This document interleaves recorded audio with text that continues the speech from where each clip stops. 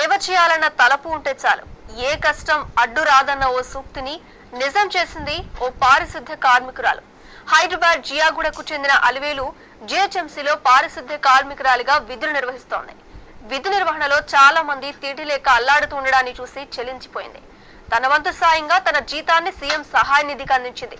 పెద్ద మనసుతో సాయం అందిస్తోన్న అలివేలుతో మా ప్రతినిధి సునీల్ ఫేస్ టు ఫేస్.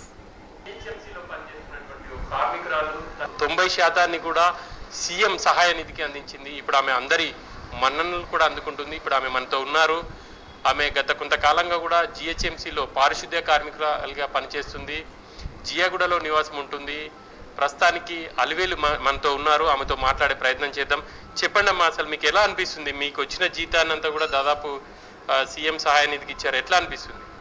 మేము పనికి వెళ్తాం సార్, బయటికి వెళ్తాం, రోడ్డు మీద ఫుట్పాత్ మీద అంటారు లేక అంటారు, వాళ్ళందరినీ